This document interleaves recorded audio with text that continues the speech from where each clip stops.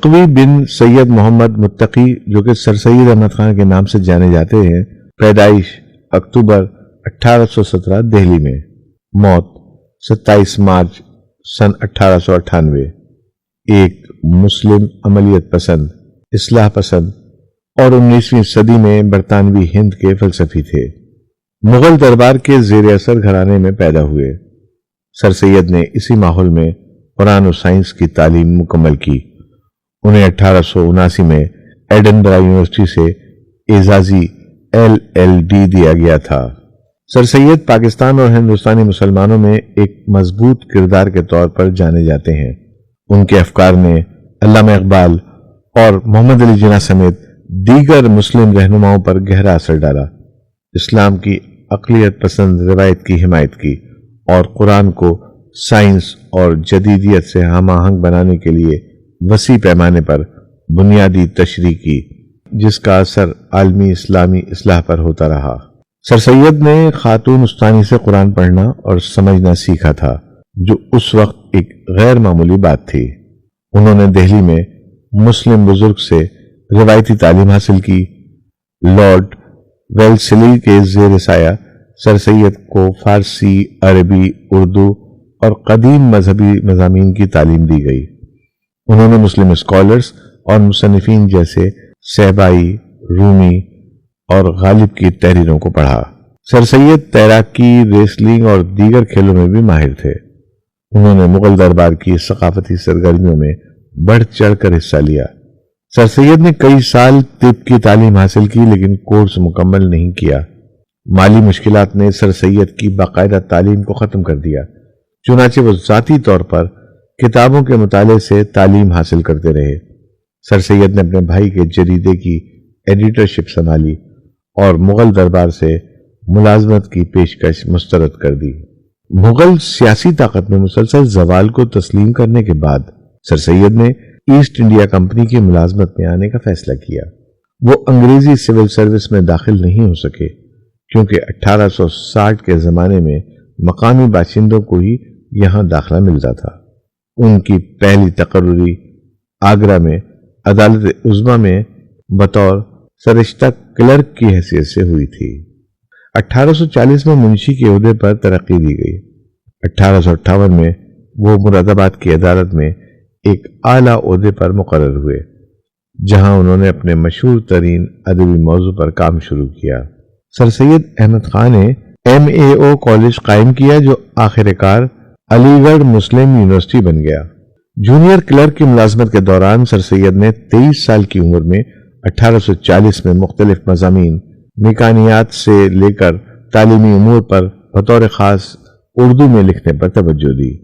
قرون وسطیٰ کے زمانے سے دہلی کے عمارات و نوادرات پر دستاویزی کتاب آثار الصنادید شائع کی۔ ان کی دوسری تحریروں جیسے لائل محمدن آف انڈیا، تبیان الکلام اور حضرت کی زندگی کے ایک ایک موضوع پر مضامین لکھے، جس سے برطانوی حکام اور مسلم برادری کے مابین خوشگوار تعلقات پیدا کرنے میں مدد ملی۔ اس کے علاوہ ان کی بے شمار تصانیف نے مسلمانان ہند میں بیداری کی روح پھونکنے کا کام کیا۔ سن 1850 میں سید احمد خان نے ہندوستانی مسلمانوں میں جدید تعلیم کے لیے جذبہ پیدا کرنا شروع کیا۔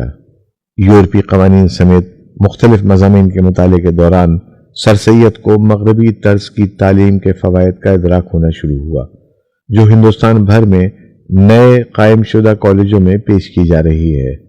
سن 1864 میں علی گڑھ کی منتقلی کے بعد سر سید نے بطور تعلیمی مصلح دل سے کام کرنا شروع کیا۔ انہوں نے ہندوستان میں اپنی نوعیت کی پہلی سائنٹیفک سوسائٹی آف علی گڑھ نام کا سائنسی حلقہ قائم کیا۔ سن 1867 کے ہندی اردو تنازع کے آغاز سے ہی سر سید اردو زبان کے حامی کی حیثیت سے ابھرے۔ ہندی کو متحدہ صوبہ جات اب اتر پردیش کی دوسری سرکاری زبان کے طور پر اپنانے کی مخالفت کرنے والے وہ ایک سرکردہ مسلمان آواز بن گئے۔ سر سید اردو کو متحدہ صوبوں کی جگت بھاشا سمجھتے تھے۔ سن 1878 میں سر سید کو وائسرائے قانون ساز کونسل میں نامزد کیا گیا۔ سر سید نے ملک کے مختلف حصوں سے آئے ہوئے ہندوستانی مسلمانوں میں سیاسی تعاون کو فروغ دینے کے لیے مومڈن ایسوسی ایشن کی بنیاد رکھی۔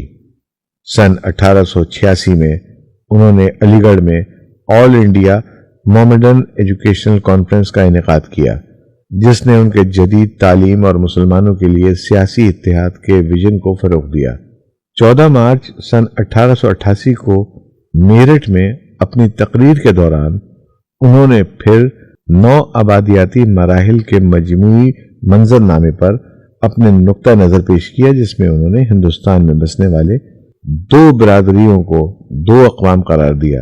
یہ نظریہ پاکستان کی ابتدا تھی۔ 1838 میں سر سید احمد ایسٹ انڈیا کمپنی کی سروس میں داخل ہوئے اور 1867 میں چھوٹی عدالت میں جج بننے کے بعد 1876 کو ریٹائر ہوئے۔ 1857 کے ہندوستانی بغاوت کے دوران وہ برطانوی راج کے وفادار رہے اور ان کو یورپین کی جان بچانے کا موقع ملا۔ اس بغاوت کے بعد انہوں نے برطانوی پالیسیوں کے بارے میں رسالہ اسباب بغاوت ہند نامی کتابچہ لکھا تھا۔ 2 جون 1869 کو سید احمد خان پرنسپل صدر امین کی حیثیت سے ان کی خدمات کے لیے companion of the order of the star of India CSI کے فیلوشپ قرار پائے۔